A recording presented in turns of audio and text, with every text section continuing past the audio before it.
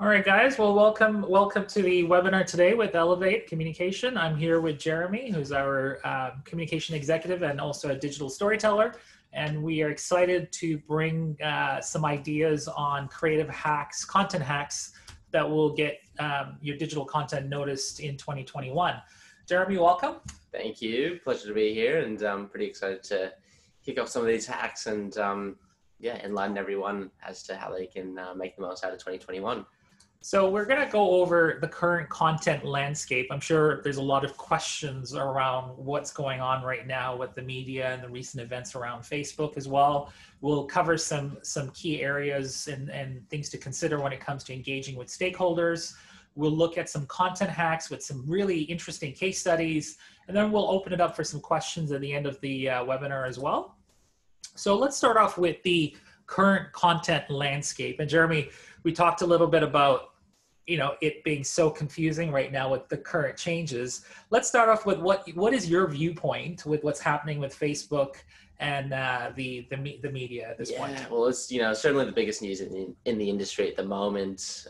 We've just had the update yesterday that Facebook is looking to reconsider their current news ban, and it sounds like they're on the brink of an agreement with the Australian government in terms of allowing news again. It'll be interesting to see if that's, what sort of impact that's had on their usership so far, just in the last few days. And hopefully things can go back to normal sooner rather than later, because it's certainly impacted things. Yeah, and, I think most brands and businesses today are asking, what can we do? What should we do? And what do we need to focus on? And I think the biggest prediction that we're noticing based on trends is this emergence of other social channels. Everyone's talking about Clubhouse that came from North America. And then you've got obviously TikTok growing its numbers. And you've got all these other platforms like Medium and Substack that are all little things that are starting to grow in usership. So there's this emergence right now with what's happening. And it's really a question of how can a brand adapt to the current changes as well. The other thing as well that we are looking at is preparing for this emergence of these new social channels. But I think with the changes with Facebook and potentially Google as well, brands will be forced to become their own media house. And we'll talk a little bit more about that as well. And I think, right now we used to say that content is king. But I think it's safe to say that consistency, connection, and curiosity is the new king of content. So we'll talk a little bit about that as well. So Jeremy, I'm really excited to have you here today to go over some of these case studies as well. Let's look at an interesting curve, and let's talk about Clubhouse, because Clubhouse was the solution to a lack of social connection right in the middle of the pandemic. You could be part of authentic conversations from anywhere with no camera. So it allowed people to speak freely. And what was interesting is it grew from 2020 of May up to 6 million users in the last 6 months. And a lot of this had to do with giving the power to the digital audience. So every person that joins Clubhouse gets invites every week, and they get to choose who they want to bring into this particular conversation. And what really started this viral trend was a lot of celebrities got on Clubhouse, and a lot of people were having everyday conversations with some very famous people. And so this was a timely social connection. But even looking at TikTok, for example, looking at the numbers last year, the monthly active user count for TikTok is already 689 million people as of July last year. Yeah, and then looking, guilty. Yeah, I mean, we're all guilty at scrolling TikTok right now. And then looking at Spotify, most people between the ages of 18 and 24 listened to a podcast for the first time last year. And the time where we found a lot of engagement for these podcasts were 6 a.m. to 9 a.m. So Jeremy, are you guilty of being on any of these little social platforms that are growing? Yeah, pretty big on Spotify, obviously. I think most people are. TikTok, only recently I've sort of become guilty of jumping in and having a bit of a look, but it is extremely addictive. But what I think is quite interesting is that for so long, social media has been synonymous with Facebook, Instagram, Twitter, and LinkedIn, but it's definitely morphing and emerging, and I think different brands are going to have to adapt as well. But hopefully some of the hacks that we're going to go through today will still be relevant. Well, not hopefully, I know that they will be, but I think they'll be very helpful for brands in navigating these new sort of platforms, because the likes of Clubhouse is brand new, and I'm only recently on Clubhouse thanks to the invitation from Bosco. But if you're not prepared to adapt, you're going to get left behind, because things are moving so quickly, and as they have done for the last sort of decade. So yeah, and I think the biggest question that brands commonly ask us is, how do we keep up with all these changes? How do we put content on another platform? And the key part here is you design the content once, but you repurpose it in different layers. So if you're creating a really good piece of creative content, you could repurpose it for an audio file, for a video file, for a micro video file. So really, it's not about changing how creative you get, but really how smart you get with distributing that content across the different platforms. And we'll talk a little bit about that as well. So let's get into the nitty-gritty essentials to consider when it comes to engaging with stakeholders. And Jeremy, I've got a question for you. But before I ask you that question, there's 5 key essentials to consider when it comes to stakeholder engagement. The first being, now more than ever before, we're looking for authentic content. There's so much content out there. People are constantly scrolling through the newsfeed, and what gets them interested is seeing something that they can relate to. And then that also means that if you're building your brand, it's important to have that alignment, because it's all about multiple touch points. So if you have content in different streams and they all look very different, it's important to have some form of consistency to create that memory off the brand, to go, okay, this is a brand that we're familiar with because we've seen the logo, we've seen their brand messaging across different platforms. Now more than ever before, we're looking for sentiment, whether it is happiness, laughter, inspiration, tears, fear. Really, it's about making content feel something and making your audience feel that particular sentiment.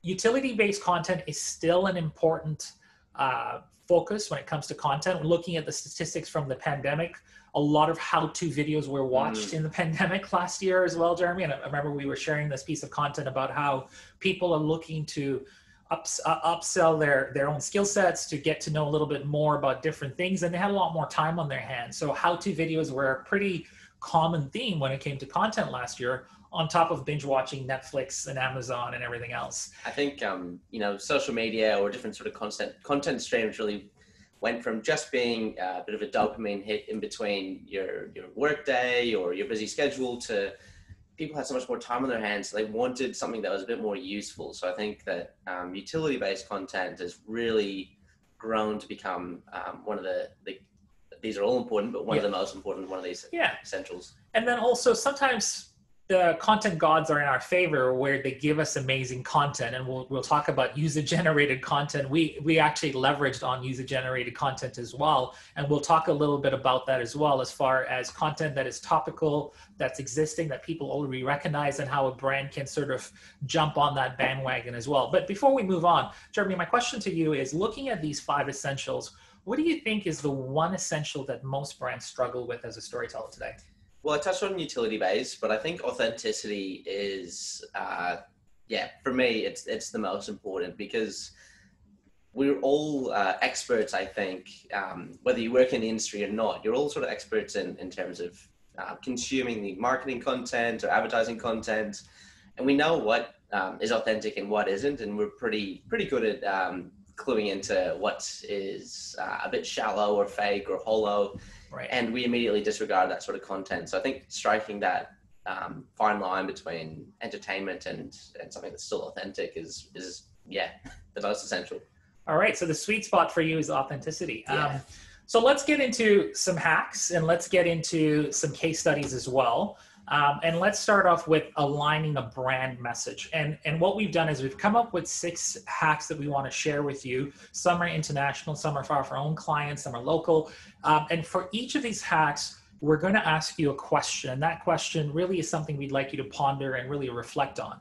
So when it comes to building your own content, the first question is, does it motivate or inspire action? And so this is a great example from Nike, and I think you spent a lot of time on this case study, but tell us a little bit about your thoughts on this one. Yeah, sure thing. So for those who aren't familiar, Colin Kaepernick was a quarterback for an American NFL team, 49ers, and he ended up, so he started to kneel during national anthems before the games, and in protest of racial inequality and the oppression of Black people in America.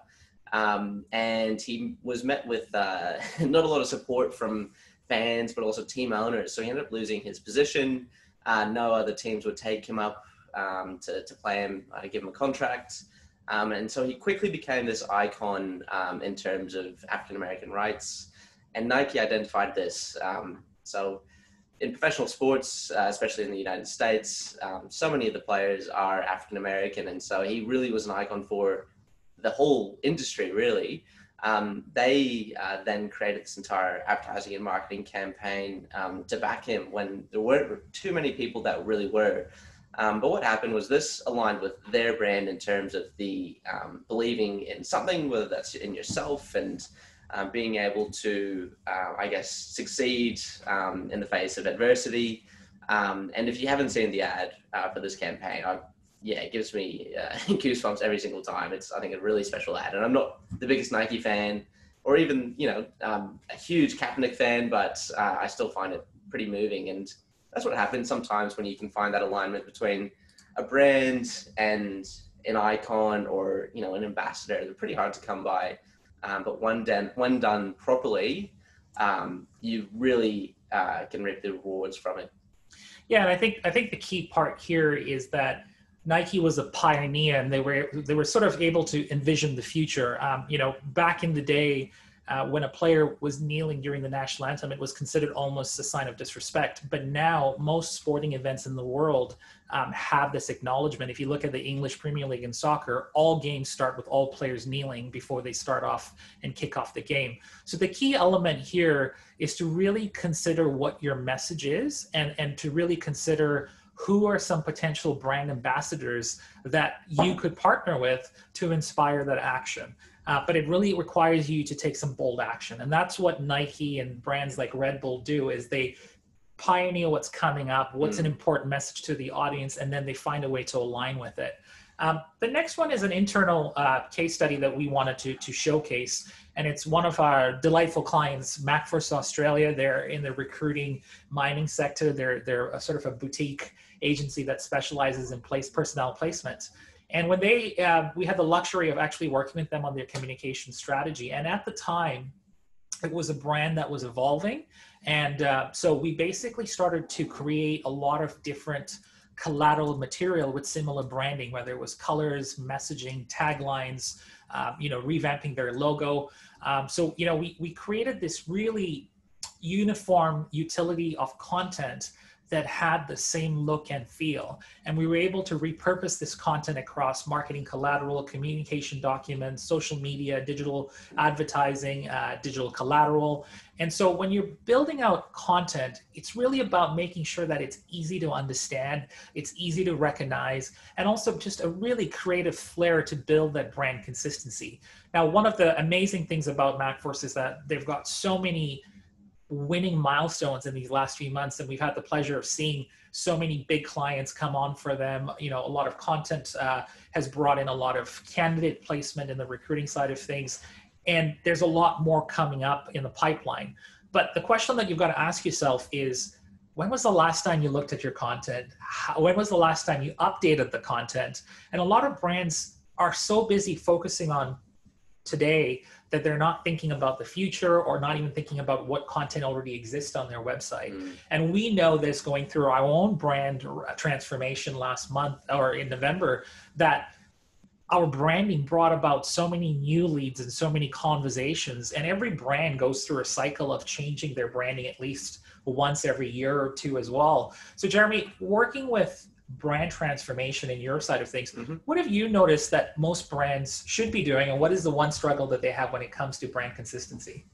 Embarking on a rebrand is a pretty large task, but yeah, as you touched on, huge benefits to be had. I think before you do look to rebrand, you need a checklist of all the assets, and you need to double check that, triple check that so many times to make sure that you've captured all of your assets across all your digital platforms you don't even necessarily use, but you still own, all your physical elements that you're currently using. Really has to be comprehensive, so that you are ensuring there's no confusion, because at the end of the day, in our case, there's many companies called Elevate, and if we have Elevate new branding across our social media, but maybe our Twitter is still in the old branding because we're not so active on Twitter, people might think it's a different company. Like it can be pretty damaging. So it's really important to have consistent brand. Yeah, and so one of the things when we were setting this case studies, we wanted to show you the brand documents, because we designed this where you can see on the right that MacFirst, the logo was the old version, and now they've got a new logo version as well. So it's about going back to this content and editing it and changing it. And so we've already edited most of these documents to reflect on the new logo. But part of this transformation really is about spending time with your digital assets and nurturing them so that you do have that brand consistency as well. Let's talk about IKEA. You can't really do a content hack without an IKEA case study. And this is about leveraging topical content that's trending. Bernie Sanders became a meme overnight, an instant inspiration overnight. But Jeremy, tell us a little bit about this one. Yeah, sure thing. Well, I guess, at the crux of this is user-generated content, which has become so valuable in recent years. And I'm sure most people have probably seen, if not the specific Bernie Sanders meme, they've seen others. And a lot of them were tied up with different brands, but IKEA did a fantastic job of identifying this. I believe this was a case where someone created a meme using IKEA branding, and IKEA reshared this across their own socials. And look, it's pretty simple, but not only is it showing the personality of the brand, it's also engaging not just that specific user, but other users who have already seen that content, and they realize that I guess there are people behind the brand. It's not just a hollow corporation. There's a marketing team. There's real people with a sense of humor. It's such a good way to engage your immediate audience, and then a bit of a wider audience as well. Yeah, and it's a bit cheeky as well if you think about it. And so this meme really came from the inauguration, and Biden happened to be sitting down, and this photo became a worldwide trend, and it ended up becoming a storm on Twitter. And then you start to see different brands start to capitalize on this image, whether you're for Biden or you're not for Biden, didn't really matter, or Bernie, sorry, as well. Bernie happened to be in this viral trend, and brands just capitalized on it. So is it a relevant trend that you can see your brand moving forward? We're still in the age of utility. And as mentioned before, a lot of brands are still paying attention to the how-to content. Users are still learning and self-learning a lot of content and consuming a lot of content to improve their skill sets. So this is another client of ours, Aqua Gardening, that really focuses on inspiring people to become their best version of an everyday gardener. And so one of the things that Aqua Gardening has done in the last few months is we've worked with them to really come up with ebooks that are instructional, that give people an overview guide based on their beginner status, the intermediate status, or the advanced level gardeners on hydroponics and aquaponics, and just a beginner guide to become an everyday gardener. And so we started to look at, how can we get the content to be used? Can it be used by our audience? And how do we communicate with them to get that utility going? And so every month, Aqua Gardening focuses on a theme and focuses on an ebook. And we've had the pleasure of working with them and their team to get this copywriting together. And these ebooks are anywhere from 15 to 20 pages, depending on the level of skill set required, with instructions and content that you need to consider in this particular process. Now, the amazing part about this is that it's changed the community of email database subscribers, because now they're getting value-based content. So it's not just a sales pitch. It's not just about a newsletter about the products. It's really about creating that value in that community and creating that community feeling. So if you're in the food industry, could you be creating an ebook full of recipes?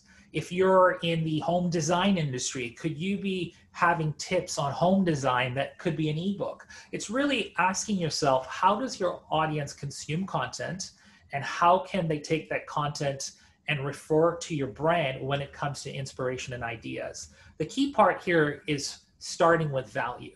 And if you can focus on the value, the sales process is a subtle conversation that just happens organically. And we've seen some tremendous digital results from this particular campaign as well.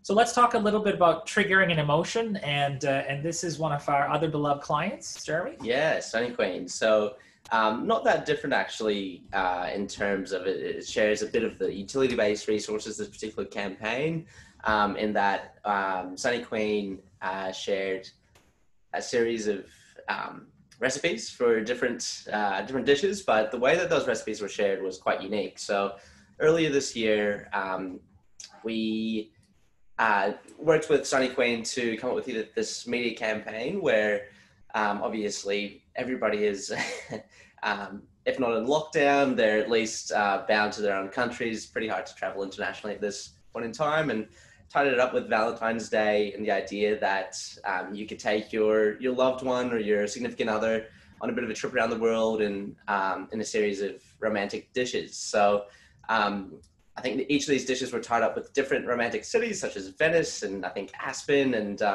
beautiful romance cities around the world. And it was a really successful campaign, securing I think 11 pieces of media coverage and reaching over 11 million people. So the reason that this resonated so deeply, firstly with journalists as well as a wider audience, is that it did focus in on two sentiments that were being felt by lots of people around the world. One, many people have a significant other that they love and they want to treat in a special way. Obviously, you can't travel overseas to treat your Valentine in 2021. So that was also something being felt by people, was the missing, the opportunity to travel internationally. And if you're able to tap into those sort of sentiments that are current, as well as just being felt by a wide range of people, I think your content is definitely going to end up resonating. So it's a really good hack, I guess, to create a content campaign around. Yeah, and I think what really stood out for me reviewing this hack was the fact that it combined the creative outlet of creating that trigger, that emotion of anticipation for travel, as well as that sentiment of love, but more importantly with a seasonality to it. So this was all around the Valentine's Day side of things, and so having a calendar of dates, can also help you leverage your content based on a theme. So Valentine and love just connected together really well as well.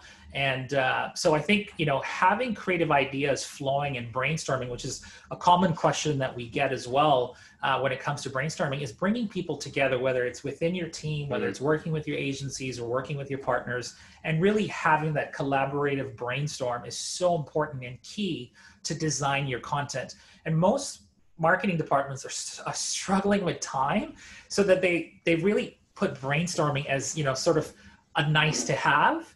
But in this day and age, brainstorming is so important, and it's probably pivotal to the start of any campaign. But we'll talk a little bit about brainstorming shortly as well. The other thing that we also wanted to cover here while we're on the food side of things is riding the wave, and does it spark a conversation? So Weetabix and Heinz had come together and had put a tweet that was very cheeky that said, why should bread have all the fun when there's Weetabix serving up Heinz UK beans on Bix for breakfast with a twist? And what this did was it created this entire conversation on Twitter from all the brands. We had Papa John's going from the brands that brought us beans on pizza. Yes, it's garlic sauce. Nando's took a cheeky shot at Heinz and Weetabix and said, "You okay, hon? DMs are open if you need to talk." And a police station on Twitter had put a tweet that said, even though this is criminal, don't call us to report this crime. And you had KFC chime in and Toblerone saying, we're from Switzerland, so we're staying out of this. And it really created this online conversation. And so when brands collaborate and when they utilize their digital assets, it can create this viral buzz organically. So ask yourself, who are some of the partners that you are linked with? Do they have a digital following just as strong as yours? can you collaborate on something? Can you do something that's creative where you both leverage your digital outlets? Now, the key part about this particular viral case study was that all of the major food chains are connected to each other and they follow each other. So this isn't the first time we've seen food brands get on board and hop onto the conversation, but it's interesting watching the engagement because every one of these tweets ended up getting retweeted and shared and commented on. And so there was this massive influx of conversation going on through this entire viral spread as well. And I think you noticed this as well when we were looking at this campaign. Yeah. The engagement was amazing. Yeah, absolutely. I think the key thing to note here is that each of these brands, obviously Weetabix started this whole buzz of horrific content being shared. The horrific when I say like disgusting to eat, but I mean great quality in terms of good humor. But all the other brands were, you know, on their toes, very, very reactive to start this conversation that gives them an opportunity to really highlight their own brand personality. But the key thing here is that they rode the wave, I guess. They jumped on top of this trending topic right at the right time and were able to capitalize and reap the rewards. So let's talk about some content fails. And I was going to ask you, Jeremy, could your content backfire? But before I start that, the most important question is, what is a Karen?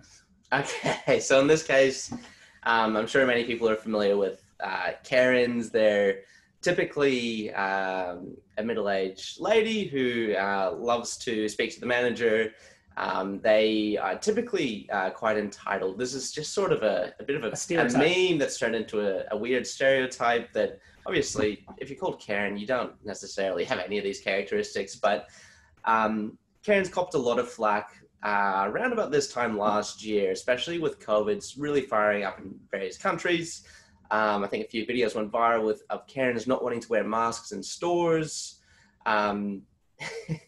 Again, so, you know, it's a bizarre stereotype, but basically Domino's New Zealand came up with the idea to have this campaign calling all nice Karens. Who knows how much they sunk into the marketing behind this campaign, and I thought it was a great idea. It's very topical, very funny.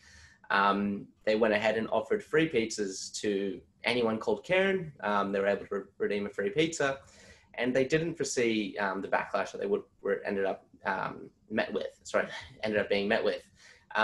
So the key criticism here was that there's a bit of an association of Karens with sort of middle class, upper middle class, sort of entitled women.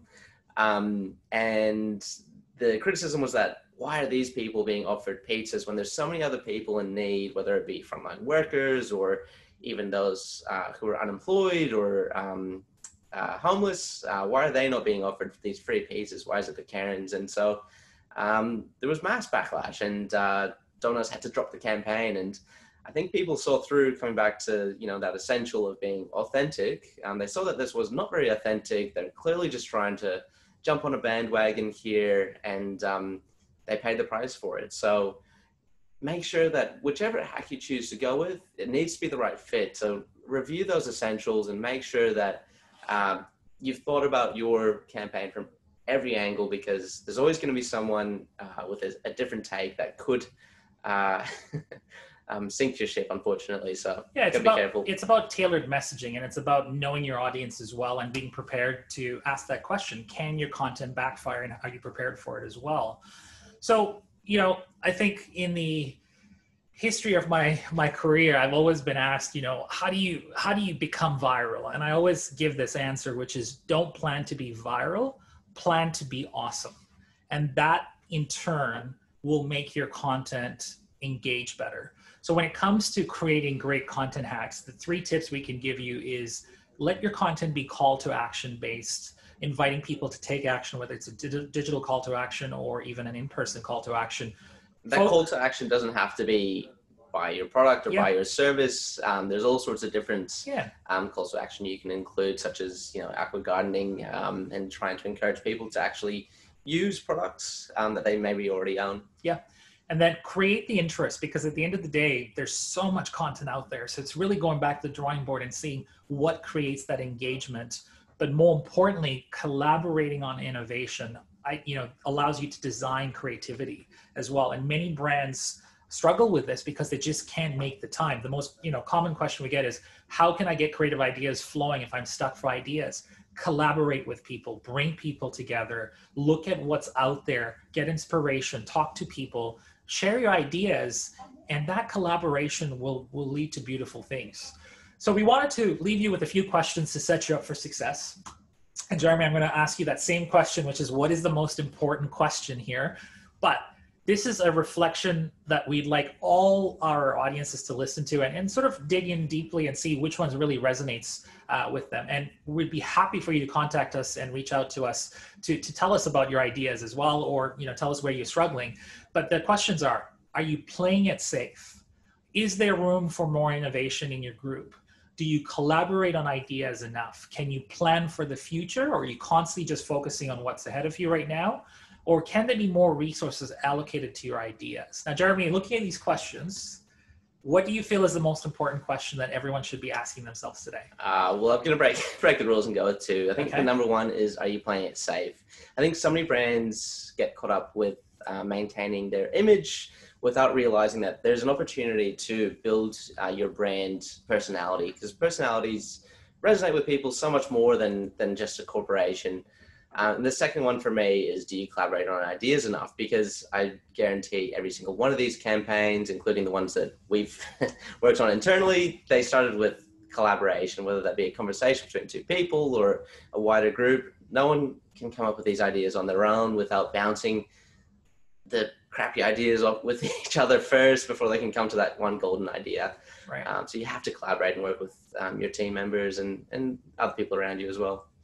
So with that, we'll take some quick questions. We already have one question here. Maybe we can dig a little deeper. Feel free to type in some more questions in the chat. We really appreciate you joining us live for this webinar, and we'll be also sharing this as well on our YouTube channels and our emails as well, as far as the slide deck as well as the video. But we've got a question here from the lovely Michaela saying, hey guys, I would love to know some tips and tricks on brainstorming. How can I get creative ideas flowing if I'm stuck for ideas? I tend to look at the industry. I tend to look at doing some digital research, but more importantly, I always ask myself, what is the problem I'm trying to solve? What are some of the common challenges that people are looking for? If you're writing an ebook on recipes, what do you struggle with? Are you one of those people that just needs some quick recipes? If you think about Jamie Oliver, the reason why his books really took off recently, where there were 5 ingredients for quick meals, and it really targeted people that were pressed for time. So tailored messaging is really important. So the best idea, or the best tip I can give you, Michaela, is start with the problem and the solution. Jeremy, what's your tip? A bit of a different approach from me, or slightly different approach, I guess. I guess we've all sat in those brainstorms where everybody's just sort of and no one's actually saying anything. Everybody's sort of hit a wall. I think you got to get creative, juices flowing. So one of the ways I like to do that is pick a random object in the room that could be a water bottle, could be a poster, could be a microphone, something like that, where you can then start to jot down all the characteristics that you can observe and all the words that you think are associated with that object. And then you start to use those words to then come up with ideas to solve your issues. And it just gives you maybe 50 starting places to come up with creative ideas, rather than just trying to go from a blank page to an amazing idea. It's really difficult. So I think, that's one of my tips. Yeah, we've got another question here. Do you have any tips on balancing creativity with being realistic? I get so swept up in coming up with massive ideas, and then it's not as realistic as we'd like. I think for me, I would say it's really about creating this realm where you can join your creativity and realism. And so it starts off with, what's the idea that works with your current resources? It's always going back to, what can you do with your current resources and your allocated time and budget as well. So it's a really good question if you're on your own and you're trying to figure things out. While it's really inspiring to get caught up by amazing big brands, the reality check is, what can we do with our current resources? And sometimes it might mean partnering up with other brands. Sometimes it might mean that you have a short-term goal and a long-term goal. Working with Aqua Gardening, their simple idea was, we want to be the go-to brand for everything to do with aqua gardening, but it started with one key step, and that was creating this community of support. So sometimes you might have a grand vision, and it's okay to be creative, Michaela, but more importantly, how does that start with that first big step? Yeah, I think I'd encourage you to go big first, but also just, I think what would stop you from having that issue is, when you do get that big idea, don't get too invested in it, and force yourself to come up with 3 or 4 or 5 other ideas. So you've got a range of ideas. They might be pretty crazy, but you can always pare them back, and that way you're not too invested in one idea. You get 80% of the way down that idea before you realize, this is not achievable, because it's not a place you want to be. Yeah. Now we've got another question here. How should content calendars and branding be reassessed? How often, and how much time a week should be spent on content planning and creating content? Planning content is key. It's part of what every marketing team does, but you also have to allow room for new content, new events, new updates as well. So what we like to do is, we like to plan our campaigns for the next 2 or 3 months for themes. We try to prep it in advance, whether if it's a fortnightly calendar or a monthly calendar. But the key part is, allow room for check-ins, allow room for updates, allow room, even if it's an hour or a week, to look at what's happening in the world. Sometimes these trends are so timely, but they also have a shorter lifespan. So having room for adaptability is really key as well.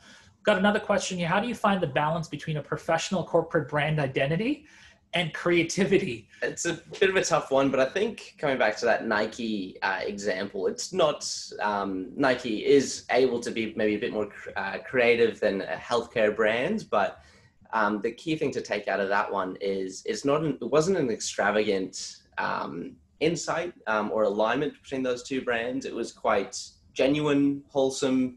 In that particular case, it was political, and obviously it's unique to that case study. But I think there's other ways of being creative. It doesn't just have to be goofy or funny or anything like that. It can also be an interesting connection between two different things that people hadn't maybe realized before. And that might be something that's, like I said, very wholesome and creative in a different way. So I think that creative balance also comes down to, what are you passionate about? What are your values and your purpose? I see a lot of corporate brands that are aligned to a common purpose or a common passion. With MacForce, they're all about creating second chances. So they do a lot of outreach with prisoner reform. And it's a message that's really passionate and ingrained, even with the founder, Anthony, as well. So one of his key missions is rebuilding Australia. So it's not just about recruiting people, it's about creating those second chances for people as well that deserve that. So I think it's really going back to the values and the purpose. If you can do that, you end up having more to work with. So it's really about just knowing what your brand messaging is. Yeah, you need to have that identity before you can sort of elaborate on it. A good example as well is another one of our clients, Q Super. Obviously, they are a very corporate brand identity. They have a very corporate brand identity, yet they have a series of different partnerships that, if you ask the average person, they probably wouldn't have guessed that they'd have those partnerships if they didn't already know. But they are creative in themselves, because they're unique ways that Q Super relates to their members, whether it is women's finance, or whether it's Juice TV. Thought leadership as well. Yeah, so there's different ways you can be creative in different ways. You don't just have to be putting out zingers on Twitter and jumping on the Bernie Sanders meme and different things like that. Yeah, but you need that identity. And you also have to remember that we're people talking to other people. You might be a corporate entity, a business entity, but the best advice we have to give you is, you're dealing with people. Yeah. So going back to the basics sometimes is really key. That's all we have for you today. We hope you really enjoyed the case studies. We do these webinars every month. We are also on LinkedIn, so please feel free to connect with us digitally. We have our contact information on the slides as well. But connect with us, tell us about your ideas, tell us about your struggles. Go back to those questions that we asked you as well. If you're struggling with any of those questions, we'd love to offer some insights. Thank you so much for your time today. Thank you, Jeremy, for being here. Thanks, Bosco, we look forward to seeing you in the next webinar. Thanks, everyone. Thanks, guys.